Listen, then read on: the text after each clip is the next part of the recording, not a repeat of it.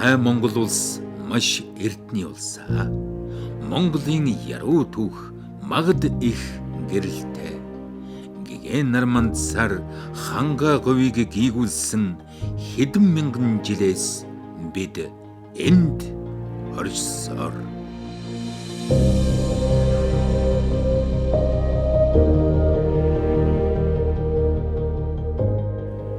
20-р зууны ихэнх үеийн Монголд утга зохиол, хэл соёл, төрийн шинэ байгууллал, соён гэгэрлийн үйлс нэгэн зэрэг идэвхтэй өрнөж байлаа.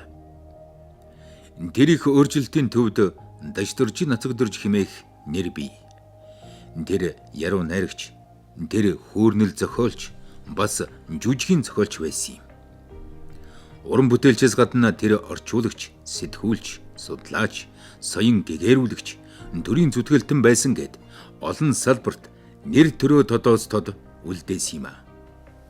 Түүний уран бүтээлд өнгөрсөн түүхийн мөр бий.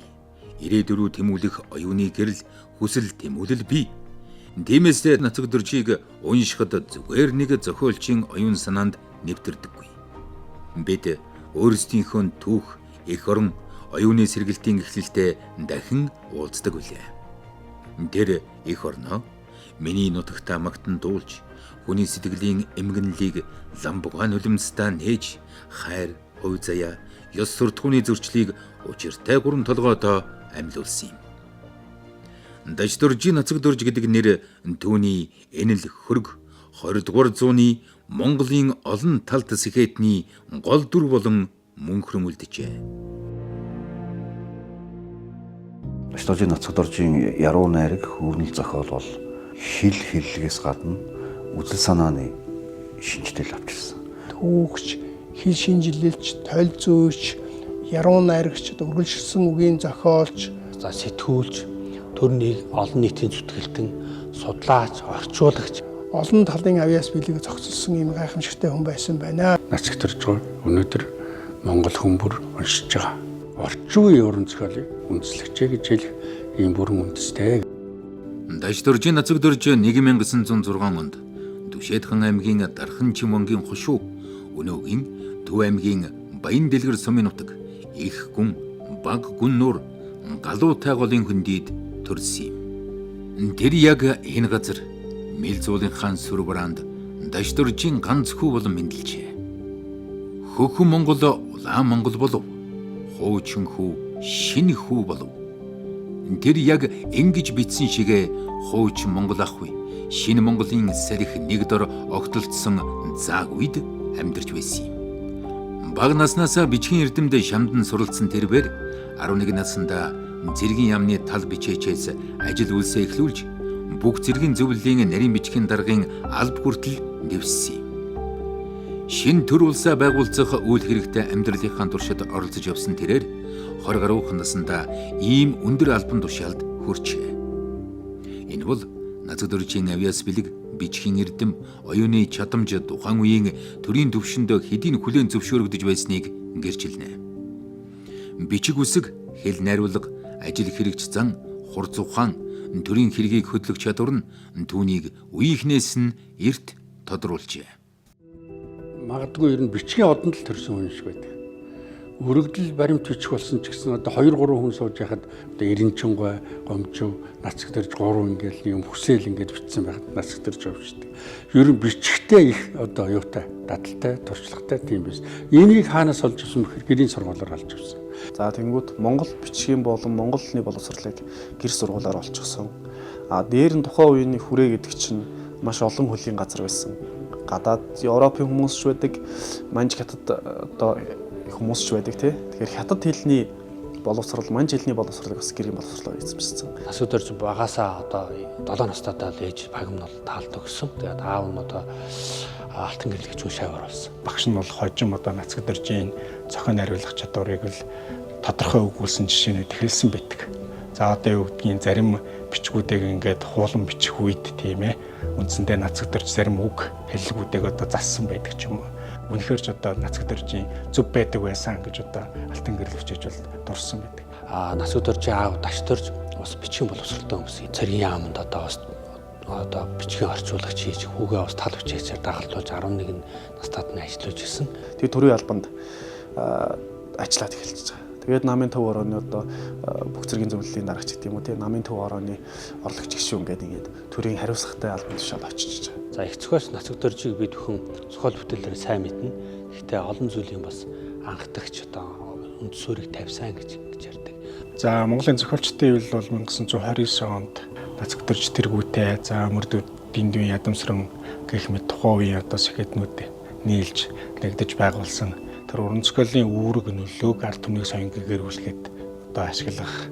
За мэдээж хажуугаар нь бол өөрсдийн одоо уран бүтээлээ хөгжүүлэх, чанаржуулах, туршлах, судлах юм бол эрэлт хэрэгцээ байсан гэсэн үг.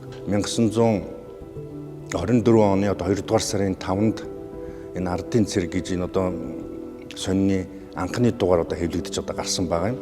За тэгээд энэ анхны дугаарын одоо эрхлэгчээр нь одоо Монголын ард түмний одоо тэр одоо суу бэлэгт хөө Дашторжийн одоо Нацаг Дорж одоо гар үсэг зурснаар энэ одоо цэргийн сонины анхны дугаар одоо хэвлэгдэж одоо гарсан байдаг. Монголд театрыг үүсгээд үндснийхээ сэтгэлгээг ингээд дэлхийн түвшинд хүргэж ирсэн. Хэдхэн жилийн дотор шүү дээ 10 хүрэхгүй жилийн дотор. Монголын одоо хүүхдийн яруу найргийн үндссэн гэж үздэг те түүний пионерын дуу шүлэг за болон одоо хин цураг хэмжлэгийн хүүхдийн одоо зохиол бол за мөн одоо миний нутаг соёлыг гайхах хуучин хөөцөр зохиол хүүхдийн уншлагад орсон байдаг. Энэгээрээ болохоор зэрэг хүүхдийн яруу найргийн одоо үнд суурийг тавьж хүүхдийн уран зохиолыг бол үнд суурийг тавьсан байна гэж үздэг. Пионерын байгууллагыг үүсгэн байгуулахын төлөө тэрийг бэхжүүлэхийн төлөө өөрийнхөө одоо амьдралаа бас тодорхой хэмжээний хэсгийг зориулж исэн залуучуудын байгууллагыг одоо бэхжүүлэхийн төлөө бас ингэж зориулж исэн шинжлэх ухааны байгууллага тодорхой хэмжээний үнд суурийг тавьсан гэж үздэг. Энэ юу гэхээр зэрэг Герман солилцоод ирсний дараа түүхийн болон дуу ухааны засгийн эрхлэгчээ алба гүйцэтгэж байсан. За энэ маань юу гэхээр зэрэг түүний төр олон нийт удирдах манлайлах ажлынхад бас нэг илэрхийлэгч болд. 35 онд бол түүхийн засгийн эрхлэгч болсон. 36 онд бол дуу ухааны засгийн эрхлэгч болсон. Энэ түүхийн засаг гэдэг нь одооныхоор бол түүхийн хүрээлэн. Дуу ухааны засаг гэдэг нь одооныхоор бол хэл зохиол хүрээлэн. Хоёр одоо хүрээлэнгийн захирлыг хавсарч хийж байгаа. Дашторжийн Нацаг Дорж ердөө 31 насалсан ч түүний оюуны цар хүрээ уран зохиол, хэл шинжилэл, орчуулга, соён гэгэрэл, сэтгүүл зүй, төрийн үйл хэрэг гээд олон салбарт манлайд нь тодрон явсныг шарлаж хуучирсан архивын баримт өгүүлнэ. Гэсэн ч түүний уран бүтээлүүд 100 дамжин Монголын ард түмний сэтгэлд хоногшин сонсох бүрт шинээр байдаг нь хачин. Нацаг Доржийн уран бүтээл бичгийн хэлэнд аман уламжлалын уянга бий. Гэхдээ тэр гууч уламжлалыг давтаагүй шинэ үеийн шин цагийн оюун сэтгэлгээний тесрэлтийг бий болгож орчин үеийн уран зохиолыг үндэслэсэн нэг. Ялангуяа миний нутаг шүлэгт эрдний магтаалын хэм маяг аялгуу тодор сонстно. Монгол хүн бүрийн цээжинд явдаг, мэдэрдэг, сэтгэл зүрхний дуудлага болсон энэхүү шүлэг үндэстний ухамсарын нэгэн бүхэл орон зай болж чадсан юм а. Уран зохиолын бүх төрөл зүйлээр амжилттай тойрвсон. Бүх төрөл зүйлээр яруу найраг, жүжиг, хүрэн зохиолын энэ бүх төрөл зүйлээр амжилттай тойрвсон. Энэ нь уншиж төрсөн. Нэгдүгээр. Хоёрдугаарт нь бол орчин цагийн Монголын утга зохиолын хэл бүрэлдэхэд бол Нацаг Дорж онцгой үүрэг гүйцэтгэсэн. Одоо бидний мэдих түүхийн шүлэг гэдэг нэг шүлэг байна. Тийм ээ. Үндсэндээ энэ түүхийн шүлэгтээ Нацаг Дорж бол үндсэндээ үндснийхээ түүхийг ер нь бол гаргууд мэддэг. Ямар учир шалтгааны үүднээс үндсэндээ эдгээр одоо түүхийн үйл явдлууд болж өнгөрсөн бэ гэдгийг мэддэг байжээ. Маш нарийн гүн дүгнэлтүүдийг бол хийсэн байдаг. Миний нутаг шүлгийг бол мэдгүй хүн байхгүй. Монгол орны газар дээгүүр ингээд нисдэг тэргэр ч юм уу ингээд нисдэг юм дроноор ч юм уу орчин үеэлгээр ингээд явж агаад өндрөөсөө ингээд нам руугаа бууж байгаа юм шиг. Яг үннийг хэлэхэд миний нутаг шүлгийн гол онцлог юу вэ гэхээр энэ газар нутаг чиний өмч иргэн хүний өмч шүү гэдгийг хэлээд байгаа байхгүй. Айзым хэмнэл бол үндсэндээ бөөгийн одоо урайд дуудлагын үгтэй одоо айзым хэмнэлэн тавьж яадаг ч юм уу. Зарим тийм дурсамж байдаг л да. Бөөгийн дуудлагыг сонсож байгаа энд бол нэг шүлэг бичих их нарийн техник байна гэж хэлсэн болохоос биш тэрийг дуурайгаад хийн гэдэг ийм санаа бол төдийл биш болоо гэж ингэж бодох хэрэгтэй болов гэж бодож байна. Одоо чинь жаргалан гэдэг одоо бидний мэдих эрүүлийн тухай энэ шүлэг дээр бол үндсэндээ та бүхэн мэдэх байлгүй. Одоо манай хааны мөнгөн бөмбөгийг манай хааны мөнгөн бөмбөг гэхгүй юм бол гэдэг одоо хэлж өгшрүүлэх төргөө илгүүд байна шүү дээ. Тэр аман зохиолын өвөл өмжлүүдийг бол нарийн судалсан байна гэсэн. Тэгэхээр тэр хэв загваруудыг ашиглаж үндсэндээ энэ шүлгнүүдээ бичнэ. Өөрийн төрөлхийн юм авиас бэлэг дээр тулгуурлаад одоо 17 наснда цэнхэрлэн харагдана гэж одоо шүлэг бичсэн ардын дуу мөр төгсөн шүү дээ. Тэгээ түүнээс хойш түүний 100 гаруй шүлэг, за 30 гаруй өгүүлэг, 7 жүжиг, за 10 гаруй орчуулгын зохиол, за 20 гаруй одоо сэтгүүл зүйн бүтээлүүд одоо нийтдээ 200 орчим уран бүтээлийн өв үлдээсэн байна л да. Хэнти ханга соёоны өндөр сайхан нуруунууд хойд зүгийн чимэг болсон ой хөвч уулнууд. Миний шарга номны өргөн их говьуд өмнө зүгийн манлай болсон элсэн манхан далайнууд. Энэ бол миний төрсөн нутаг Монголын сайхан орхон. Дашдуржийн Нацагдорж. Тэр Монгол хүний дотоод ертөнцийн нууцын гүнд нэвтэрсэн зохиолч байлаа. Түүний уран бүтээлд эх орны уудам орон зайч бий. Хүний сэтгэлийн үл үзэгдэх ангалж бий. Түүний шүлэгт байгаль, түүх, үндэсний дотоод дархлаа ихшгэлдэг бол түүний өгүүлэг, жүжиг, хүний хайр, гуниг, эмгэнэл, хүсэл, тэмүүлэл, нийгмийн харш үнэнтэй мөргөлдөх хувь заяаны хүн дамсгал мэдрэгддэг билээ. Яг одоо өнөөдрийн утга зохиолын хэлээр хүн бичиж найруулах тэр хэв маяг үгийн сонголт, өгүүлбэрийн зохион байгуулалт, холбоос найруулах бүх зүйл нь бол Нацагдорж уран бүтээлд гарч ирсэн.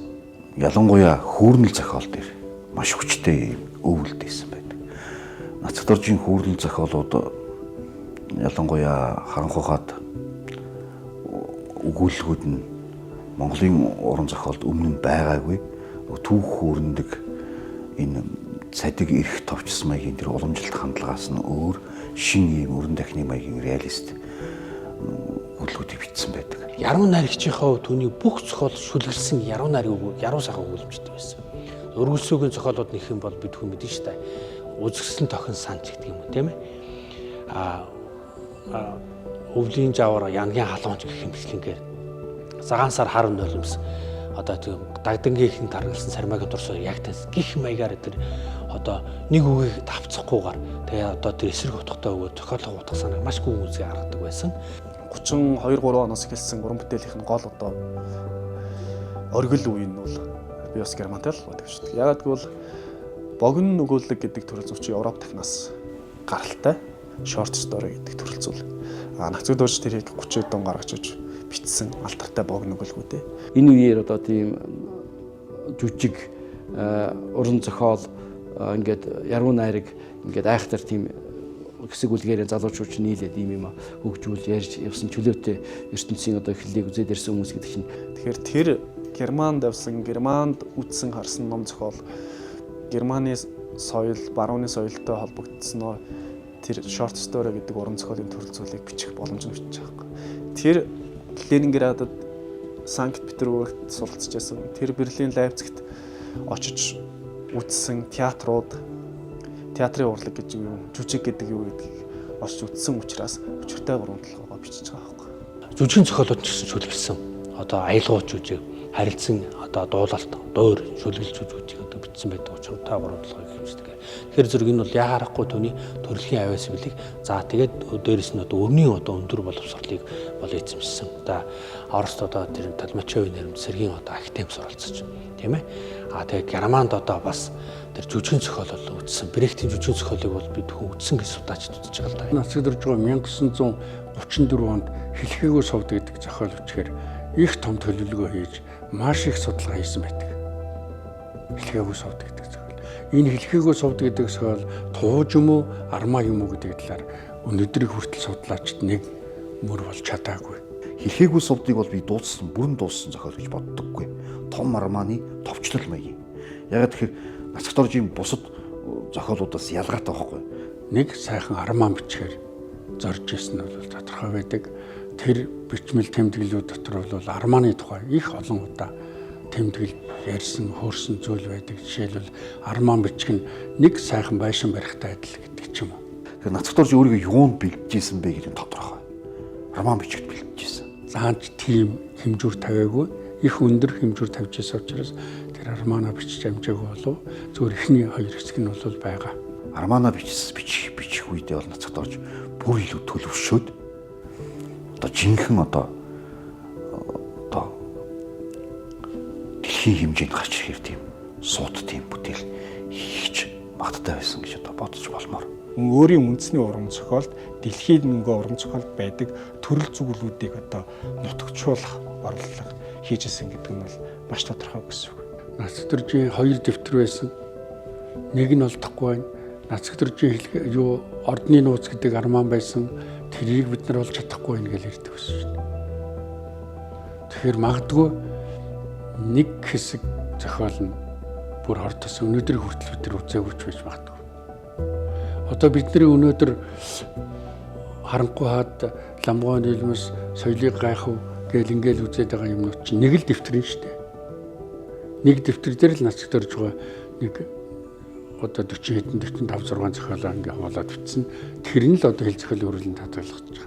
Өөрийнх нь амьдарч исэн өрөөний орон дотроос нэг хунц гар бичмэл олж авсан байхгүй. Тэр гар бичмэл өнөөдөр бидний Нацгтурж гэж боддог тэр бүгд мөн. Тэгвэл тэр гар бичмэл Нацгтуржийн бүх хөв байсан уу гэдэг асар хэлцээд. Тэр төвөргөнд цаг дотор өөр нэрээр өөр хүний гараар хэвлэгдсэн. Эсвэл зүгээр л хушуурын боолт болсон. Гар бичмэлж байж магадгүй бодохоор харамсалтай. Нацгтурж зөвхөн зохиол төрөхөөс гадна дэлхийн сонгодгуудыг монгол хэлнээ буулгаж, монгол уншигчдыг шинэ ертөнцөд танилцуулсан орчуулагч байлаа. Эдгар Аллан Погийн Алтан цох, Марко Поло, Пушкины зохиол тэргүүднийг түүний орчуулагын бүтээлийн зах зугаас нэрлэж болно. Түүгээр зогсохгүй Германд суралцах хугацаанд тэр Лайпцигийн их сургуулийн эрдмийн орчинд монгол хэл соёлын судалгаанд оролцож, Герман монгол төлөвичиг зохиох ажилд нэр дэвтэмтэн Эрих Хеништэй хамтран ажиллаж байсныг зохон тэмдэглэв штэ. Энэ бол түүнийг хэл шинжиллийн ямар гүн мэдлэгтэй, шинжлэх ухаанч хүн байсныг нотолно. Нэг 32 3 4 оны үед бол тэр үеийн юунд одоо шинжлэх ухааны хүрээлэн гэдэгт Нацгтурж орчуулгын ажил хариуцсан. Орчуулга их хийдэг байсан. Үнэхээр тэр үед бол уран зохиолыг ч орчуулсан, түүхийн зохиолуудыг ч орчуулсан. Орчуулагч.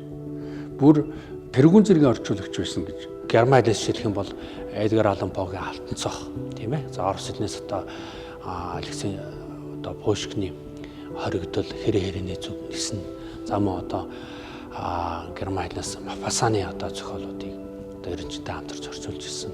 За мөн одоо судалгааны чиглэлийн одоо Гүрэн Кричмалогийн Монголын түүх гэх мэтлэгийн зохиолуудыг сонгодог болон судалгааны зохиолуудыг ингээд орчуулж ирсэн байдаг. Марко Пологийн одоо хорвогийн элдв сонин гэдэг зохиолыг их хааны ордонд гэсэн нэг тавчилсан тэр хураангуйг одоо герман хэлээр орчуулсан байсныг Нацгтурж 1930 онд орчуулсан байна. Үндэсний номын санд байж байгаа. Марко Полог Азад анх удаа орчуулсан хүн. Хубилай хааны дэргэд 17 жил шадралж монголчуудын тухайн үеийн монголчуудын үйл ажиллагаа бодлого тэгээд одоо чинь хаана ямар одоо үзэсгэлэнтэй газар гэх мэтлэгийн бүхий л зүйлийг одоо тэмдэглэж авснараа илүү хаж бодолтой. Ер нь Монголын түүхийг нэг зэгцтэй сайн судлаа гэдэг зорилго бол Нацгтуржууд үнэхээр байсан шиг байна. Тэгэд энэ судалгааг сайн хийхин тулд үхээр Монголын түүхийн талаар тэр үед одоо баруун дорн хаанч байдгийн гарсан номуудыг аль болохоор орчуулах энэ ажил бол энэ орчуулгын ажилд бол маш их цаг завыг зориулсан. Тэгэд энэ бол яг харахгүй одоо өөрийнх нь гараар бичсэн гар бичмэл мөн байна гэж юм тогтоосон. Энэ бичгтээ маш их энэ тентхийн судалгааны бүтээл болон тухайн үеийн эртний ном судруудаас нэлээдгүй ишлэл авч баримт болгож ингэж одоо чинь бичсэн байдаг. Тэрийг болохоор хамгийн ард талд нь болохоор зэн тусгаалan хэдэн нүүрэнд тэр одоо чинь ичлэлээ бичснээрээ илүү ач холбогдолтой судалгааны өндөр ач холбогдолтой судалгааны их томоохон бүтээл ялангуяа нэг зэрэг томоохон бүтээл гэж үзэж бас болохоор Пушкиныг бол үнэхээр магадгүй юу яадаг байсан байж магадгүй шүтдэг байсан байж магадгүй. Тэгээд Пушкин тэр хоригдол хэрэг зүгнэс нь анчаар эднийг орчуулсан байдлыг нь үзэхэд үгүй хэрнээ их зүрхээ орчуулсан байна гэдэг манай одоо юу яадаг улсууд тэгдэг шүү дээ. Орчуулах судалдаг улсууд. Орос хэл сурлаа, орос хэл сурсныхаа дараа герман хэл сурлаа гэж бодоход хамгийн наазах нь одоо Карл Марксийн Капитал бүтээлийн 1-р бүтээг одоо шинэ орчуулалцаад явж байсан байдаг ч юм уу гэх мэтээр тухайн үед одоо шаардлагатай байсан төр засгийн болоод нийгмийн одоо энэ нэрэлтэх хэцээний үүднээс бол эрхэлж исэн ажлууд дээр бол уул мөрөө үлдээсэн байна. Шинэ тулгуур төрөө зогслоож байсан Монголын нийгэмд шинжлэх ухааны мэдлэг түгээх, ард олныг соён гэгэрүүлэх өнгө аяс бүхий шүлэг нийтлэл ухуулгын бүтээлүүд нэн чухал байлаа. 200 дамнсан харийн иргэшээлийн дараа монголчуудын оюун санааг сэргээх, шинэ цагийн мэдлэг боловсролд хөтлөх зайлшгүй хэрэгцээ тулгарсан юм а. Дайшдоржийн азаг дорж бол яг тэр цаг үеийн нийгмийн захиалга байлаа. Түүний хувьд үзгэн зөвхөн уран сайхны илэрхийлэл бус нийгмийг соён гэгэрүүлэх хэрэгсэл байлаа. Тиймээс түүний сурталгуулгын шинжтэй шүлэг нийтлэлүүдэд эрүүл мэнд, ариун цэвэр, эмнэлэг, шинэ ах уй, шинжлэх ухаан, мэдлэг боловсролын үнц нь тод шингэсэн байдаг. Эрүүлийг хүсвэл эмнэлгийг хүсгэх мэт мөрүүд нь энгийн урай төдий бус тухайн үеийн Монголын амин хэрэгцээ болсон шинжлэх ухаанч ойлголтыг уран зохиолын хэлээр ард түмний оюунд хүргэж байсан юм а. Үлдсэн гар бичмжүүд донд фольклор дэвтэр гэж байдаг шүү дээ. Ардын ам зохиол ингээд түүгээд явж байсан. Бүр тэр хүмүүсээс тэмдэглэж авдаг байсан. Ардын ам зохиол сайн судалдаг байсан. Өөрийнх нь хэл зохиолын хүрээлэнд хүлээж исэн олон чих өргүүдийн нэг нь тэр шүү дээ. Хэл зохиолын хүрээлэнгийн эрхлэгч, түүхийн засгийн эрхлэгч байж утсан. Хоёр засгийн эрхлэгчээр ажиллаж байсан хүн шүү дээ. За дээрээс нь түүхийн үндэснийхээ төвхийг бүрэн зургаар нь харж байсан байна. Хэлнийхээ асуудлыг мэдчихсэн байна. Тэгэхээр одоо толзун хэмжээнд ажиллаж байсан байх нь шүү дээ, тийм ээ. Шаг жирэмчин нартай хамтраад монгол хэлний тайлбар толийг ажил эхлүүлсэн хүн шүү дээ. Шинэ цагийн арга зүгээр хийсэн тэр толиуд ховор байсан учраас тойловчтой болох талаас нь их бодож байсан баг. Тэгээд дээр нь Монголын анхны латин цагаан толгойг үүсгэсэн. Бичсэн монгол хэлний. Монгол хэлний латин цагаан толгойг анх Мацагдорж шинжлэх ухааны академийн даалгавраар хийсэн. Тэгээд тэрийг нь латин цагаан толгойг шинжлэх ухааны академийн коллег хэлцээд одоо сайшааж хүлээж авсан байдаг. Тэгэхээр тэр цагаан толгой маш сэжигтэй байдлаар алга болсон. Ер нь Ацагдорж бол тэр үед бид нар гүйч мөн хэцүү цаг үед амьдарч байна да гэдэг тийм юм 30-аад оноос хойш бол авсан шиг байна. Тийм учраас нэг од шүлэг дээр манай ертөнц шиг бодлын балар танай тэнд байна уугүй юу гэж асууж байгаа. Монгол судлалын одоо ноён өргөлүүдийн нэг одоо Нармай Монгол гэдэг үзэл санааны одоо загалмаас эцэг цэвэн жамсрааногийн гарын шав хамтдаа одоо хээрийн шинжилгээ судалгаанд явдаг байсан. Тэгэхээр шинжлэх ухаанч одоо ийм байр суурь байхаас аргагүй. Хангахын шинжлэх ухааныг шүтэх. За энэнийг одоо сургамжилсан ад зэтгэр хорлог орчхоод тэгээд өвчлүүлээд байна гэдэг ч юм уу те. Ийм зүйлүүдийг тухайн үед бол бүх нийтээрээ тэгээ ойлгоцсон байсныг үгүй бишээ. Энэ дотор чинь ян одоо бактери өвчний юм орохоор хүнийг ингээ өвчлүүлдэг юм шүү гэдэг тэр өнөөдөр бол ингийн болсон зүйлийг тухайн үед бол тэгж хүч гаргаж олон удаа бичиж одоо тэр хүмүүстээ одоо тайлбарлаж хуулж ойлгуулж исэн байна. Зарим одоо эрүүл мэндийн талаарх, шинэ эмнэлгийн талаарх, за дээрэс нь их түүх соёлын талаарх энэ шүлгүүд одоо тухайн үед хэдий бичигдсэн боловч өнөө хүртэл одоо хилэгдэж штэ. Хамгийн наазах нь одоо юу гэдгийг эрүүл явбал эрхчлэлийн наадмыг үзнэ гэдэг чинь жаргалан энэ ертөнцийн төмөн жаргалан гээл одоо нийтээр юм мэдчихэдэг үг хэллэг болгоцсон тий. Тэгэхээр энэ дээр бол үндсэндээ мэдээж зохиолчийн авиас хэлгээс гадна тухайн нийгмийнхээ үндсэндээ асуудлуудыг олж таньсан. За тэгээд тодорхой одоо үзэл баримтлалтай сэхэтүүний хувьд одоо ийм бүтээлүүдийг тойрвж исэн байна. Тухайн үеийн эрүүл мэндийн яамнаас одоо эрхлэн хэвлүүлсэн Монголд одоо дагнан гарсан анхны яруу найргийн төвөр гэж болох эрүүл мэндийн шүлэгтэй сэдвтэй шүлгүүдийн хэсэг байдаг байхгүй. Нэгээс нь тусгаар тогтногдсон Монгол улсын хүн ам хамгийн түрүүнд бас юуг сурах ёстой байх тэр эрүүл байх, биеэ өөрснөө эрүүл байлгаж сурах хэрэгтэй. тэр компанид ажлыг бол баг нацаг дөржин тэр бүлэгшүүлгүүд бол тэр чигээр нь хийчихсэн байгаа байхгүй. Залуу үеийн эрүүл бол өдөр бүр амгалан нэгэн өдрийн амгалан мянган жаргалангийн үүд гэж байна. Тэгээд залуу хүн эрүүл байвал яах юм бэ? Жаргалтай л байна гэсэн. Өтгөс өвгөд эрүүл бол нас бартлаа амар. Амар байж нөхчвөл орчлон төрсний гавьяа гэж байна. Энэ юусоо нэг л хуулгын шүлэг гэж өнөөдөр тэр ухаал та. Гэхдээ хүний амьдралын бүхэл бүтэн философи байна. Нацаг дөржин эрүүл мэндийн шүлгүүдийн тухай бүр эмч хүн хүртэл өгүүлэгдсэн байдаг. За энэ хэр үндэстэй вэ гэдэг. Тэнгүүд ерөнхий мэдлэг нь маш мундаг. Жишээ нь одоо тэр вирус, нэм, бактери гэдэг зүйлүүд чинь эрүүл мэндийн шилхүүний төвшөнд өөр ойлголт байгаа шүү дээ. Тэднийг бүр ингээ ялгаа бичсэн байгаа байхгүй. Энэ жаргалан гэдгийг магадгүй 100 жилийн дараа хүн унших баха гэж би жишээлбэл тэгж итгэж байна. Ингээ хуучнаараа бид нар амьдарч болохгүй шүү. Өөрчлөгдөх ёстой. Шинэ зүйл, шинэ одоо шинжлэх ухаан, шинэ одоо эрэл хайгуул, шинэ судалгааны төлөө бид нар явах ёстой шүү гэдэг юм бүх одоо зохиол бүтээлээрээ одоо илэрхийлж хэлж исэн. За энэ нь болохоор Монголын одоо мэдээч Монгол үндэстний төлөө, Монгол улсын төлөө байсан гэдэг нь бол ойлгомжтой. Олон бүтээлүүдийн яг хуу энэ цөөн дурдсан бүтээлүүдээс гадна олон нийтийн мэддэггүй одоо маш олон тийм үс суртлын олон нийтийг одоо шинжлэх ухаанд шин соёлд хөтлсөн юм бүтээлүүд бол байдаг. Тэр ардын цэрэг гэж энэ одоо сонин анх үүсгэн байгуулж анхныхын дугаарыг одоо гаргахад бол энэ нацаг дөржин одоо гүйцэтгсэн үүрэг бол маш байсан. Цэргийн одоо цэрэгт явах, цэрэгт одоо албахаах, эх орноо хамгаалах тухай бас ингээд хууль сурталчилгаагаа хийж явах жишээтэй. Даш дөржин нацаг дөржин одоо цэргийн сонинд ажиллаж явах хугацаанд тэр нийтдээ 27 дугаар хэвлэгдсэн. Тэр хэвлэгдсэн дугааруудыг харж байхад нацаг дөржин өөрийнх нь бичсэн шүлгүүд бол нэлээд хэвлэгдсэн байдгийг. За шүлэг нь бол голцоохон тийм одоо цэрэг хорны сэдвтэй цэрэг дайчдыг одоо эх орондоо үнэнч алба хаахад урайлсан ийм чиглэлийн шүлэг бол бичиж одоо өөрийнхөө сонинд одоо нийтлүүлж байсан. Ийм салбар болгонд одоо урай дуудлагын шинжтэй, соён гэгэрүүлсэнчтэй үйл ажиллагаа бол одоо бас маш одоо хүнзгий одоо нэвтэрч байсан гэдгийг бол онцлог тэмдэглэх ёстой. Ард түмнийхээ төлөө зүтгэж явж исэн, ялангуяа ард түмнийхээ эрүүл энхийн төлөө, чөлөө зохиолоо зориулт, тусгаар зохицлын төлөө гэдэг юм уу?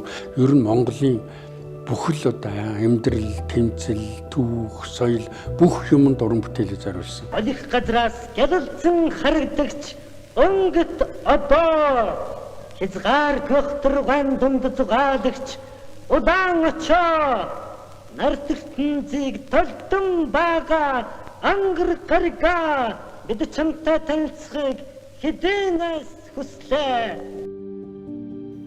Эрдэм оюун бичгийн чадал ажил хэрэгж авьяасаараа үеийнхнээсээ эрт тодорсон даш дөржийн нацаг дөрж 20 гаруй наснда төрийн өндөр хариуцлага таалбанд хүрчээ.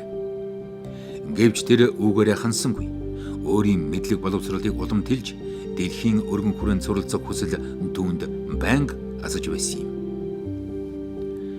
Тэрээр Япон улсад суралцах хүсэлтэй тухайн үеийн төр засгийн удирдлагад удаадаараа уламжилж байсан ч 1925 онд түүнийг зөвлөлт холбоот улсын Ленинград буюу одоогийн Санкт Петербург цэргийн академид суралцуулахаар илгээжээ. Хойд хөршид 1 жилийн хугацаанд суралцаад эрүүл мэндийн шалтгаанаар нутагтаа буцаж ирсэн нь архивын баримтад тэмдэглэгдэн үлдсэн байдаг. Харин энэ үеэр шин тулгуур төр улсаа байгуулад удаагүй байсан Монголын засгийн газар хөгжлийн ирээдүгөө эрдэм боловсролтой шинэ үеийн сэхэтнүүдэд даатгах нэгэн чухал шийдвэр гаргасан юм. Европын орнууд тэр дундаа Герман, Францад хүүхдүүдийг сургахаар болсон нь Монголын боловсролын түүхэнд шинэ хуудас нээсэн түүхэн алхам байлаа. Ингэж анхны 35 хүүхдийг 1926 оны хавар Европт суралцуулахаар илгээжээ. Тэдний араас даш дөржийн нацаг дөрж түүний гэргий пагам дулам тэргүүтээ 6 залууг мөн эрдэм боловсрол эзэмшүүлэхээр тухайн намар нь Герман руу явуулсан юм. Нацаг дөржийн амьдралын нэгэн онцгой хуудас ийхүү Европ тэр дундаа Герман оронтой холбогдсон билээ. Тэр Европыг зүгээр нэг харж өнгөрөөгүй. Тэр дэлхийг таньсан. Монголыг өөр өнцгөөс харах боломжийг тэндээс олсон юм. Тэгээ тэнд бол нацагдэржгүй тэр цагийг үнэхээр сайн ашигласан шиг байна. Тэнд Герман хэлээ үтсэн, сонин сэтгүүлийн хичээл юм суусан, театртай ч сайн бас танилцсан байна. Тэр сэтгэлгээний цэцэрлэлтийн үед Германд байж таарсан мөн нацагдэржтэй. Маш одоо үнэтэй хувь нэмэр болсон. Тэгэхээр Германд байсан 2 жил хагасын хугацааг оролцуулахгүйгээр нацагдэржийн уран бүтээлийн тухай, нацагдэржийн амьдралын тухай ярих гэдэг бол байх боломжгүй гэж боддог. Энэ ийм сэтгэлгээний дэвшлийг уран зохиолд оруулж ирсэн нацагдоржийн хамгийн том хавьяа. Тэгээ сэтгэлгээний тийм чөлөөтэй байгаа.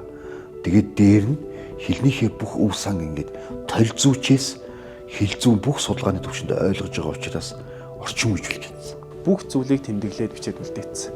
Одоо Улаанбаатараас Берлин хүртэл найрагл байна шүү дээ. 1927 оны 8 дугаар сард Берлиний Шарлоттенбургийн одоо 32 дугаар Шарлоттенбург дүүрэгт тэр Улаанбаатараас Берлин хүртэл найраглалаа бичиж дуусгав гэдээ бүр ард нэгэ бичсэн байна. За энэ Берлин хотод сурж байгаад бол 27 оны 3 сараас эхлээд бол Лайпциг сургууль руу шилжсэн. Тухайн үед бол Лайпциг хотод бол Монгол судлалын нэлийн том төв бол байсан. Тэр бол одоо тухайн бол одоо эрдэмтэн Эрих Хенш гэдэг одоо алдартай дорн дахин судлалын том эрдэмтэн байгаа. За тэгэхээр энэ эрдэмтдийг бол дагалдаж одоо судалгаа эрдэм шинжилгээний том ахын ажлуудыг бол зохион байгуулж хийсэн. Герман Монгол төлөвчиг хийсэн байгаа. За энэ Герман Монгол төлөвчиг бол тухайн одоо 1840 онд хийсэн Шмидтийн төлөвчиг дээрээс үндэслээд за магадгүй хамгийн одоо ойрын хэрэглээний, чухал хэрэглээний өгнүүдийг төвөөрж хийсэн байж магадгүй тийм төлөвчгийг бол хийж гаргаад тэгээд тэрийгээ бол 2 ботер хийсэн. Үүнийгээ бол тухайн үедээ бол тэр Эрих Хеништэй хийгээд Эрих Хениш өөрийнх нь төлөвчгийг ингээд засварлаад, хянаад, харандагаар тэмдэглээд, буруу зүргийг одоо бичээд ингэж хийжсэн гэдэг ийм төлөвчгийг бол олсон. Шмидтийн толь дээр тулгуурласан Герман Монгол төлөвчийг хийж байгаа гэдэг тэр одоо мэдийг бол Эрих Хениш цэмийн жанцраа ногоот бичсэн захидалтаа дурдсан байгаа байхгүй. Тэгэхээр тэр төлөвчгийн Монгол бичгийн тэг бол яг манай судлаачдыг хэлж байгаагаар бол энэ нас дөржийн тэг хүн байна гэдэг бол баталгаатай болсон юм зүйл юм аа. Тэнгүүд яг тэр толь бичгийн их нь бол дээр нь нацаг дөржийн гарын үсгийг зурчихсан. Их нь Бооны их сургуулиуд дээр байж байгаа. За намайг энэ ажиллаж хугацаанд бол Бооны их сургуулийн одоо хуучин байрнаас байр одоо тэр байр бол засварт орох учир шалтгаанаар бол нүүгч байгаа учраас бүх номыг бол тоолж, хайрцаглаж хийх энэ явцд бол энэ төлөвчгийг л олсон юм аа. Тэгэхээр энэ дээр бол яг гар хүчмээр байгаа 2 бот ийм төлөвчиг байдаг. Тэр нь бол нэг нь 4.5 мянган хүүхдээ нийлээд бол 9,000 орчим хүүхдээ ийм төлөвчиг байгаа. За Эрих Хенш нацагдоржийн хамтын ажиллагааг бол Германы монголч эрдэмтэн Эрих Таун байгаа бол нэгэн бүтээлтэй бол энэ одоо 2 одоо судлаачийн хамтын ажиллагаа бол Монгол Германы орчин үеийн шинжлэх ухааны хамтын ажиллагааны үндсийг тавьсан юм а гэсэн ийм том дүгнэлтийг өгсөн байдаг. Берлиний төв номын байгаа Эрих Хенишийн өвийг бид нар бас сайн судлах хэрэгтэй. Яг гэвэл тэнд Алтан гэрлийн орчуулга байж байгаа. Буддын шашны үе дорн дахны зохиолуудын орчуулга байж байгаа. Монголын улс төвчөөний Герман хэлний орчуулга байж байгаа. Тэнд дандаа гар бичүүлээд байж байгаа. Тэрэн дотор жишээ нь хэдийгээр нацагдэржийн гарын үсгийг зурагч чагууж гэсэн дандаа одоо нацагдэржийн гар бие оролцож исэн. Тийм бүтээлүүд. Захидлуудаас нэг аваад үзэхэд бол би бол одоо Эрих Хеншийн дорн техникийн институтэд ингээд Германд ирснийхаа дараа бол ингээд тогтмол очиод тэнд монгол хэл сурж байгаа хүүхдүүдтэй бол одоо энэ алтан гэрэл тэргүүтээ одоо олон судар номуудыг бол ингээд уншиж одоо тэднэрт бол монгол хэл заахт нь бол тусалж гин. За дээр нь зарим хичээлүүд дээр бол одоо бас ингээд Эрих Хеншид туслаж одоо энэ хүүхдүүд залуучууд монгол хэл сурж байгаа хүмүүстэй бол одоо ингээд тэр сурвалжуудыг уншихад нь бол тусламж үзүүлж ингээд бараг ер нь бол хичээл бас зааж исэн болов гэсэн юм зүйл бол харагддгийг. Нацагдоржийг бол одоо орчин цагийн Монгол шинжлэх ухааны хувьд Монголоос баруун Герман болон ерөөсөө Европт очсон монгол судлалын анхны хүн болох нь баталгаатай юм байна гэсэн ийм байр суурьтай байгаа. Ягдвал тэр нийтдээ монголч эрдэмтдийн дэргэд ажиллаж байсан, дээрээс нь тэднэртэй хамтарч эрдэм шинжилгээний бүтээл хийж байсан, За мөн тэдний одоо эрдэм шинжилгээний ажилтнанд тусалж байсан зэрэг. Тэгээд дээр нь бол энэ доцент Фридрих Вейлер гэдэг Германы бас том эрдэмтэн байсан. Тэр эрдэмтний дорн дахин судлалын чиглэлээр бичижсэн олон судалгаанд шүүмжинд бол нацаг дөр тэр бүтээлүүдийг нь уншиж зөвлөгөө өгч исэн. Бас хамтарч исэн юм чиглэлийн бол харагддаг. Тэгэхээр нацаг дөрж бол яа харахгүй Монгол Германы шинжлэх ухааны хамтын ажиллагааны үндсийг тавьсан юм. Одоо эрдэмтэн судлаач та бол өргөн дээр ил харилцаатай байсан юм аа гэдг нь бол ингээд тодорхой байд юм аа. Монголын шинэ үеийн сэхэтнүүд бүрэлдэн төлөвшөж эхэлсэн тэр цаг үед 1926 онд Монголын анхны 35 сурагч Европын орнуудыг зоримордсон нь үндэсний оюуны түүхэнд шинэ хуудас нээсэн онцгой үйл явдал байлаа. Тэд бол зүгээр нэг гадаад руу илгээгдсэн хүүхдүүд бус харин шинэ Монголын ирээдүг мэдлэг боловсролоор бүтээхээр зорьсон анхны үеийнхэн байлаа. Берлин, Лайпциг, Фрайберг, Парис зэрэг хотуудад хуваарлагдсан суралцсан тэдний дундаас зохиолч Намдаг, ардын зураач Намхай Цэрэн, ардын багш Бадсүх, удаг зохиол судлаач Содном, нэрд сэхэтэн Наваюндан, академич Аюур зан зэрэг Монголын соёл боловсрол, шинжлэх ухааны олон салбарт үнэтэй хувь нэмэр оруулсан хүмүүс төрөн гарсан юм. Их зохиолч Нацаг Дорж, түүний гэргий Багам Дулам нарч мөн энэ шинэ үеийн сэхэтнүүдийн гол дүр болон тодорсон юм. За тэгэхээр анх одоо 1926 онд одоо Герман Францад 35 одоо оюутнуудыг Монголын төрөөс сонгоод тэгээд Германд одоо шинэ Монголыг байгуулахад хэрэгцээтэй мэрэгчлэр одоо сурах юм шийдвэр гарч ирсэн. За ингээд 30 хөвгүү 5 охин одоо 1926 оны 4 сарын 27-нд Герман Францыг зорж хөдөлсөн. Ер нь Германыг зорж хөдөлсөн. Эхний үедээ бол энэ Берлинээс ойролцоо Фронау гэдэг хотод байсан юм билээ. Толгодтой, ой модтой ингээд ийм газар ингээд цуслан маягийн газар одоо ховийн нэг Герман айлын байшиг түрээсэлж аваад хүүхдүүдэд тэнд ер нь бол 6 сар орчмын хугацаанд Герман хэлний анхны цагаан толгойг зааж хэлний бэлтгэл одоо маягийн сургалтыг анх явуулж ирсэн. Ямар чиглэлээр сурах уу? Ямар чиглэлийн салбар нь Монгол улсад хөгжихэд нийгэмдээ тэргүүнд хөгжүүлэхэд чухал байнуудыг тооцоолон судалж хүүхдүүдэд сургасан байдаг. Одоо Берлин, Лайпциг, Потсдам, Айзнах, Лислинген, Оренбург гэх мэт одоо Германы 10-аад хотод бол төрөл бүрийн мэрэгчлэр тухайн үеийн Монгол улсын төрийн үйлсэн нөгөө засгийн газрын өмнө одоо ингээд хөгжлийн тулгымсан зорилтууд болж исэн. Одоо барилгын салбар, тоосгоны, автомашин, хэвлэл, за тэгээ одоо хөдөө аж ахуй хөнгөн нэхмэлийн үйлдвэр гэмэт төрөл бүрийн мэрэгчлэр одоо суралцуулах шийдвэр гаргаад 27 оны ихээр болоод тухайн хүүхдүүдийг бол Германы дээр бүдэх байгуул одоо сургуулиуд руу хуваарлж ингээд сургасан байдаг. Нацаг Дорж, Багам Дулам 2 байна. За дээр нь нэмээд Лувсан Чултам, Санжаа гэд нэг нийлээд нэг 5 6 сурагч байна. Эднэрийг явуулъя гэдэг. Тэгээд 1926 оны намар 10 сард Нацаг Дорж тэргүүлтэй 6 сурагч араас нь хөдөлсөн. Энэ анхны Монгол өрнөд сурсан анхны Монгол залуучууд эргэж ирээд зөвхөн мэдлэгээ сурж мэдсэн мэдлэгээ ашиглаж тухайн салбаруудын үндэс суурийг тавихаас гадна Монгол улсад бол соён гэрэлэх, соёлын үүрэг дээрх ажлуудыг хийж ирсэн. Мөн хоёр улсын дипломат харилцааны гүүр болж ирсэн.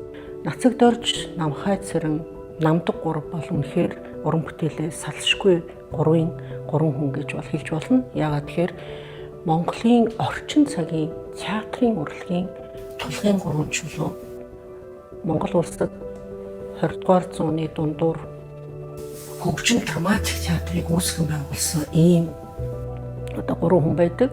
Германтай холбоотой гэрээ ингээ хэлцээр ингээл соёл урлаг, шинжлэх ухаан, улс төр худалдаа эдийн засгийн бүхэл юм дээр бол эдгээр залуучууд бол ингээд манлайлан оролцох одоо гол мэрэгчлэлтэн болсон хүчнүүд болж ингэж үлдсэн.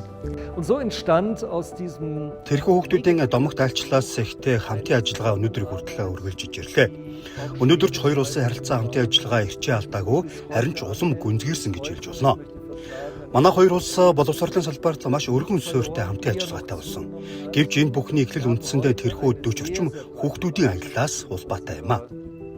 Тиймээс бид өнөөдөр ч тэр аяллаа үр шимийг мөн Монгол германчуудын хоорондын онцгой илгэсэг дотн харилцааг харж байна. Монголын шинэ үеийн сэхэтний давхаргуулсан тэдгэр хүүхдүүдийн хувь заяа зам харгуй дардан байсангүй. Европт боловсролд эзэмшиж байсан өрнөдийн орчинтой хол 1920-ад оны сүүл үеэс улс төрийн хэд сэрдлэгийн нүдээр харах хандлага айжмар хүчтэй болж тэднийг ээлж дараалан эргүүлэн дуудах, гадуурхах, хавчих явдал эхэлжээ. Хожим энэ сүүдэр хэлмэгдүүлэлтийн хар шуурга болон гүнзгийрч шинэ үеийн олон сэхэтний хувь заяаг эмгэнэлт үйл явдал руу түлхсэн юм. Нацагд орчиж энэ харанхуй сүдрээс ангид байж чадсангүй. Гэсэн ч тэр эх орныхоо соён гэгэрэл, соёлын шинжилгээний төлөө амьдралынхаа сүүлчийн мөч хүртэл үйл хэрэг, мэдлэг боловсрол, уран бүтээлээрээ зүтгэсээр байсан билээ. За 1928 онд оролцсон намын 7 дугаар их хурал дээр комментэр нийтлүүлэгч Ишмэр Алгав хэлсэн баруунд Германд ингээд ийм олон 40 хүүхэд ингээд сургаж ийн гэдэг чинь бол зөвлөлтөөс одоо ингээд хөндөрөх салах гэсэн одоо хандлагын зэрэл байна гэж. За ингээд энэний улмаас бол энэ баруунд сурсан хүмүүсээ бол татгсан шахалт ирсэн. Тэгээ 29-30-ад оны үед тэр хүмүүсээ нэлээд татсан хэрэг. Улсын зардал төсвийг ингээд хэрэггүй юмд үрж байна. Одоо ихэнхийн энэ одоо энэ зөвлөлт бот тусаж одоо сургах одоо чиглэлийг л одоо эрхэм болгох хэрэгтэй. Бусд оронд бол ялангуяа ийм хөрөнгөтэй оронд бол одоо залуучуудыг сурах зохимжгүй юм гэсэн юм одоо үг хэл бол одоо тухайн улсын болон намын олон хурлууд дээр бол ингээд төлөөлөгчдийн амнаас бол удаадараа ингэж гарч ирсэн. Тэгээд 29 онд хамгийн ихэнд бол тайж гаралтай, угсаа гаргалтай хүүхдүүдийг татаж ирээд 30 онд үлдсэн хүүхдүүдийг буцаад татчихж байгаа. Тэгээ энэ хүүхдүүдийг татаагүй байсан бол лицейд сурч байсан хүүхдүүд нь дээд сургуульд орох гэдэг юм уу. Ийм байдлаар цааш дөрвөлжлүүлээ суралцах гэсэн.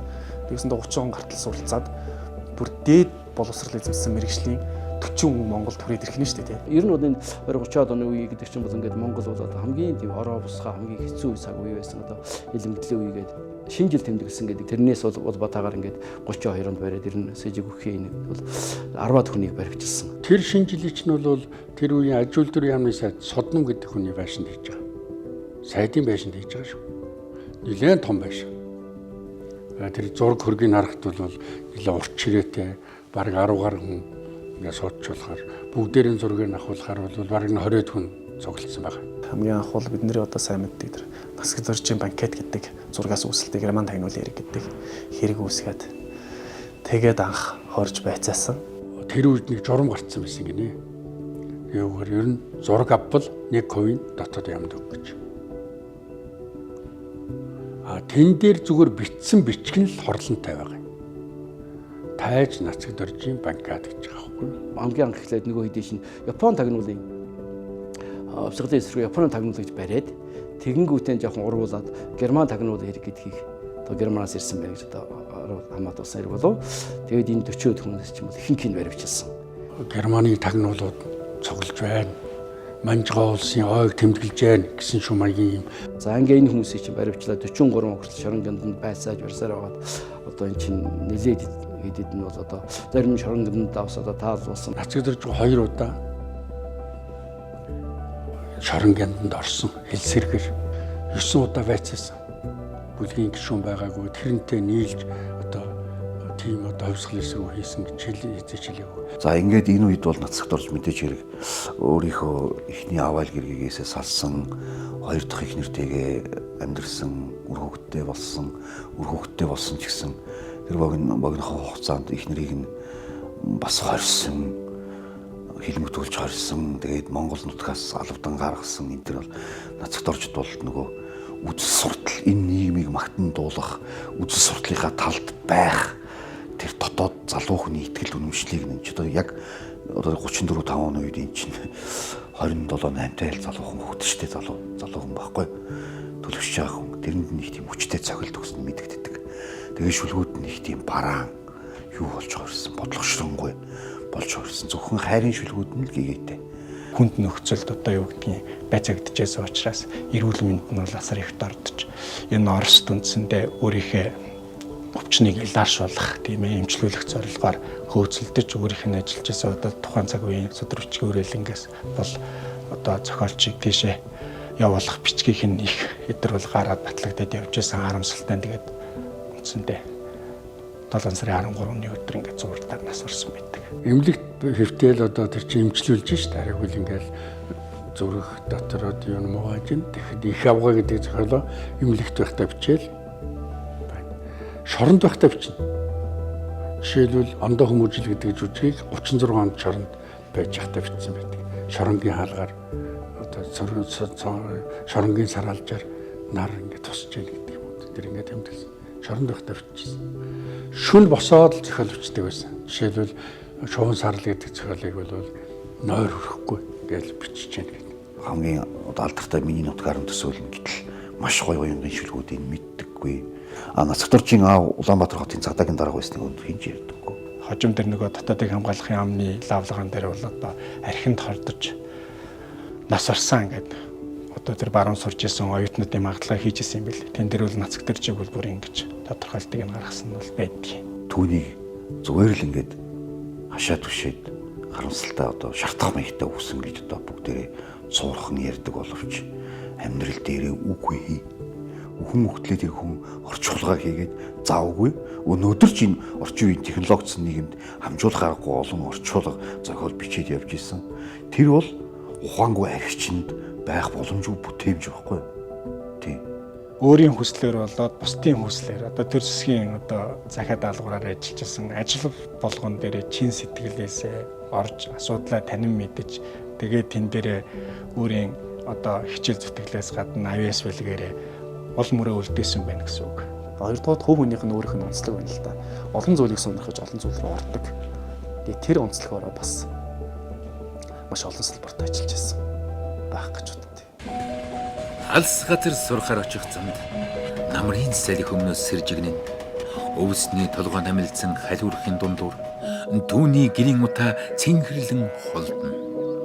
Зүүн үл мянган голыг нөхөрлөхөд өдөн өнгөрөх гацаа хот зугаар хүний залуу хүү зочдын гэрийн цонхыг түшиж димийл үүнийг гайхан түүнийг сонирхон алжаалыг өөрийн сэтгэлд бясалгаж баяслыг харин хэлээр уламжлаад шинэ үзэгдэл өөр амтанд умбахад түүний далаагаас сувд тан шүрдэн өнгөрсөн ирээдүг шүүмжлэх зур олон одон жарв жирв хээрийн галуу нисэн үл хүрэх газраас хүний хүү тэгж эрдэн өртөлж харна. Алс газар сурахаар мордсон анхны 40 гаруй хүүхдийн нээсэн энэ харахгүй хожимо олон мянган монгол залуусыг дэлхийн улс орнуудад суралцах үүдтэй залгуулсан билээ. Нэгэн зууны дараа энэ түүхэн эхлэл төрийн бодлогын шинэ хэлбэрээр дахин үргэлжилж байна. Эх орны өнцөг булан бүрээс шилдэг хүүхдүүдийг тодруулж эрдэм боловсрал эзэмшүүлэн эх орондоо иргэн ирж ажиллах үүрэг хариуцлагатай нь бэлтгэж байгаа илгээлт 2100 хөтөлбөр нь тэрхүү залгамжийн бодит илэрхийлэл юм. Өнөөдөр илгээлт 2100 хөтөлбөр нь тэрхүү түүхэн эхлэлийн орчин цагийн үргэлжлэл болон хэрэгжиж байна. Сум хороо бүрээс шилдэг сурагчдыг тодруулж дэлхийн шилдэг их сургуулиудад суралцах боломж олгож байгаа нь энэ бодлого нь зүгээр нэг боловсролын хөтөлбөр бус Монгол улсын хүний нөөцийн ирээдүйн стратеги юм. Тэгээ одоо 100 жилийн дараа одоо бас энэ одоо бодлогыг Монгол улсын ерөнхийлөгч Давхнагийн хүрэлцэх буюу 2100 оюутныг дэлхийн одоо шилдэг дээр ихтэй сургуулиуд дээр одоо сургах энэ боломжийг ардын хүүхдэд олгосон хамгийн гол. Тэрнээс биш одоо нэг боловсролын зээлийн сангаар одоо ар өрийн хаалгаар явна ч гэдэг юм уу тийм ойлголт нийгэмд маш их төрлөө шүү дээ. Тэгэхэд бол хүрэлцэх ерөнхийлөгчийн санаачилсан энэ бол яг 330 сум 170 хорооны одоо ерөнхий боловсролын төрийн ерөнхий боловсролын сургуулийн ЕШ-ийн хамгийн өндөр оноо авсан хүүхдүүдийг сонгож хэлний бэлтгэлийг хийгээд ингээд одоо бол нийт 1200 орчим хүүхэд сурж байгаа. Тэгээ за тэрнээс бол Герман улсад бол яг одоо 100 жил нь болж 100 оюутан суралцаад эхнээсээ одоо их орондоо буцаж ирэх юм сайхан алтан одоо мөч ойртож байна гэж бас би хэлхийг хүсэж байгаа юм тийм ээ. Өнөөдрийн ерөнхийлөгчийн илгээлт 2100 хөтөлбөр болоод тухайн үеийн алдартай илгээлттэй утга оролцоо шууд үргэлжлэж гэж хэлж болохоор Сүүлийн жилүүдэд ерөнхийлөгчийн тэтгэлгээр Герман улсыг зорж байгаа төрийн тэтгэлэгт оюутнуудын тоо ихээхэн нэмэгдэх болсон. Тэд Германд очиод эхлээд суралцах бэлтгэлээ ангаж дараа нь олон төрлийн мэрэгжлийн чиглэлээр бүрэн хэмжээний сургалт эзэмшиж байна. Миний бодлоор байгалийн ухаан инженерийн чиглэлээр мэрэгжлүүд түлхүү байр суурь эзэлж байгаа. Гэхдээ энэ бол оюутнуудын өөрсдийнх нь чөлөөт сонголт тэдний бүрэн эрх юм аа. Das ist die freie Entscheidung der Studenten, das ist ihr gutes Recht. Монгол Улсын ерөнхийлөгч 2100 гэдэг хөтөлбөрөөр амилж одоо Монгол хүүхэд бүрт тийм ээ ийм боломж олгож байгаад бол одоо туудын одоо чухал энэ цаг үеэ болсон Монголын тусгаар тогтнол, аюулгүй байдал, Монголын хэл соёлыг хамгаалах тийм Монголын шинэ Монголыг дахиж бүтээхэд одоо хувь нэмрээ оруулах энэ бүх хүүхд залуучууд тэгш боломж олгож байгаагаа одоо их онцлогтой ийм л хөтөлбөр гэж би харж байгаа шүү дээ. За Эрдэнэбат хааны Гэгэлийн сайд Эрдэнэбат хааны эхлүүлсэн 100 түүхэн жимийг яг 100 жилийн ойгоор одоо ерөнхийлөгч жилээр 2100 тэтгэлэг хөтөлбөр хийж байна. Тийм ч учраас ерөнхийлөгч жилээр 2100 тэтгэлэг хөтөлбөрөнд бол бид аль болохоор олон улсад дипломат харилцаатай, найз харилцаатай, уламжлалт харилцаатай улс орнуудтай хүүхдүүдэд түлхүү сурахыг эрмэлзэж байгаа. Одоогийн байдлаар дэлхийн 21 улсад 1055 хүүхэд бол суралцж байна. Ялангуяа Албаны бүгд Герман улсад одоо 108 хүүхэд суралцж байна. Энэ нь бол суралцж байгаа хүүхдүүд тоогоор тэргүүлж байгаа. Яг энэ ерөнхийлөгчийн одоо хүүхдүүд гэдэг болсон шүү дээ бид нар чинь. Одоо ерөнхийлөгчийн хүүхдүүд бол төгсөж ирж яг өдөө явсан суманда, явсан аймагда 5-аас доош жил ажиллах ийм үүрэг одоо тэтгэлгээр хүлээсэн. Тийм учраас одоо энэ хүүхдүүд маань ирээд төрсэн аймагта төрсэн суманда одоо яг энэ хөгжил дэвшлийг сум аймаг орнуудаа хөгжүүлэх. Цаашдаа Монгол улсын ирээдүйд одоо манлайлж явах тийм ээ. Энэ хүүхдүүд бол технологи авчирч байгаа. Энэ хүүхдүүд бол ноу хав авчирч байгаа. Энэ хүүхдүүд бол одоо инновац авчирч байгаа. За энэ хүүхдүүд бол ёс зүй авчирч байгаа. Нацагд орж хэлснээр хэрийн галуу нисэн үлгэх газраас хүний хүү эрдэм өвөртөлж ирнэ гэдэг шиг эрдэм өвөртөлж ирж байгаа. За энэ ерөнхийлөгч жилээр 2100 тэтгэлэг хөтөлбөрийн үр дүн бол бид нэг 20 жилийн дараа жинхэнэ үр дүн гарна гэж хардаг. Яг энэ 100 жилийн өмнө анхны Монгол залууч сургаад энэ хүүхд залуучууд маань Монгол улсад орчин цагийн Монгол улсыг цогцлон хөгжүүлэх, ялангуяа орчин үеийн боловсрол шинжилгээ ухааны соёлын тогтолцоог бий болгоход үзүүлсэн нөлөөтэй адилхан энэ хүүхд залуучууд маань Монгол улсын төрд ирэхтэй энэ шаардлагатай байгаа ажлын байрууд ирж 5-аас доош жил ажиллах ёстой. Тухайн орчиндөө бол бас суралцж байсан улс орныхаа соёлыг түгээх ёстой.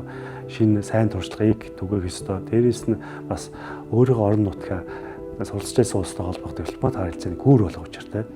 Ингэж бүгд зэрэгцэж талд бүгд хүчин зүтгэж чадсны үр дүнд бол Монгол улсад бол хөгжлийн тесрэл бий болох учиртай маа. Төгсөж ирээд гадаад харилцааны яамны Азийн газарт дадлагчаар очсон байгаа.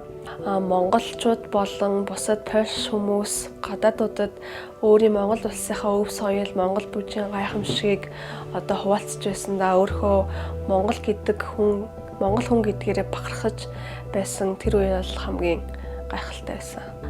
Илгээлт 2100 тэтгэлгийн одоо хамгийн анхны элсэгч, хамгийн анхны төгсөгчийн хувьд мэдээч хэрэг энэхүү тэтгэлийг санаачлан хэрэгжүүлсэн Монгол улсын ерөнхийлөгч Чухнагийн хөрөлсөх танд бас баярлалаа гэж хэлмээр байна. Миний хувьд болохоор энэтхэг улсыг сонгосон нэг том шалтгаан гэвэл би өөрөө мэдээллийн технологийн чиглэлээр суралцах хүсэлтэй байсан. Тэгээд энэтхэг улс нь IT болон мэдээллийн технологийн чиглэлээр аягүй сайн учраас сонгосон. Энэхүү тэтгэлэг нь нэг талаараа бид хэдэнд ингээ маш том боломж олгож байгаа ч гэсэн нөгөө талаараа бол маш том үүрэг хариуцлага, өөрийнхөө сурч мэдсэн мэдгээрээ аймгийнхаа одоо хөгжилд хувь нэмрээ оруулах хичээнгүйл нь ажиллах болно гэж боддог. За одоо яг 12 төгсөж байгаа одоо энэ тэтгэлэгт орохоор бэлдэж байгаа дүүнер болно. Бас энэ тэтгэлгээр сурч байгаа хүүхдүүдтэй хандаад амжилттай суралцж өгсөд эх орондоо ирээд эх орныхаа хөгжил дэвшилд хувь нэмрээ оруулаарай гэж хэлмээр байна.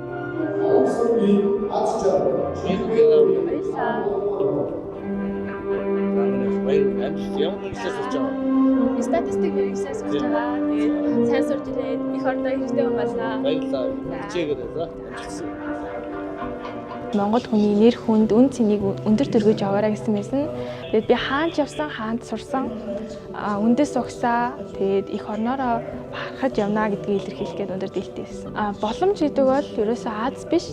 Тэгээд бидэнд итгэж байгаа итгэл гэж боддог. Манай гэрийнхэн бүгдээрээ амар баяртай хүлээж авсан. Тэгээд миний хувьд аав ээжийнхаа нуруунаас нэг том ачааг хөнгөлж байгаа юмсан санагдсан. Тэгээд өөрөөр амар бахархсан. Өнөөдөр гадаадад суралцж байгаа эдгээр залуус 100 жилийн өмнөх шиг сэжиг харлагын сүйдэр дор бус төр гэр бүл нийгмийн итгэл дэмжлэг дор эх орныхоо ирээдүйд хэрэгтэй мэдлэг чадвар туршлагыг эзэмшиж байна. Тэд зөвхөн өөрийнхөө хувь зээг төдийгүй эх орныхоо хөгжил дэвшлийг итгэх хүмүүс.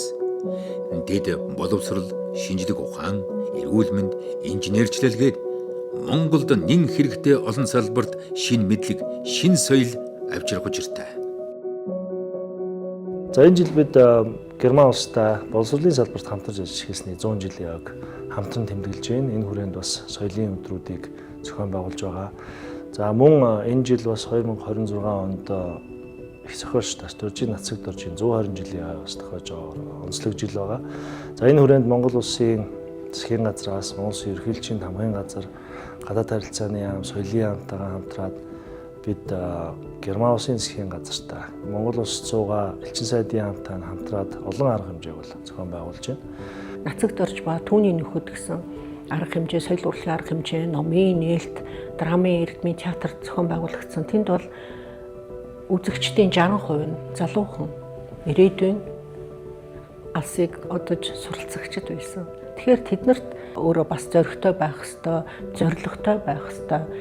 Суралцаад ирээд тухайн улс оронтойгоо хамтын ажиллагаагаа үргэлжлүүлэх нь тэр хүний иргэн хүний хувьд, илгээлт авсан хүний хувьд бол ямар хариуцлага байд юм бэ гэдгийг бас ойлгуулж өгсөн тийм соён гэгэрлийн ажил болсон болов уу гэж би бол дүгнэж байгаа.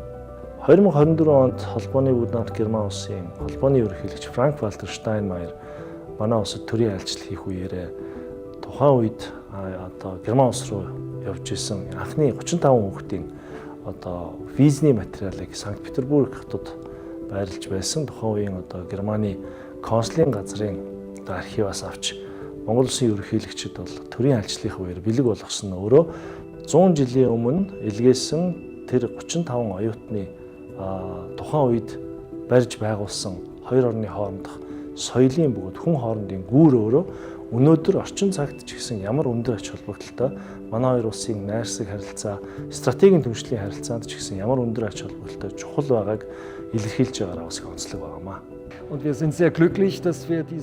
Бид ерөнхийлөгчийн илгээх 2100 тэтгэлэг хөтөлбөрийн оюутнуудыг Германд хүлээн авч байгаадаа маш их баяртай байдаг. Тэд өнөөдөр ч хоёр улсын хамтын ажиллагаанд үнцэн нэмж байна.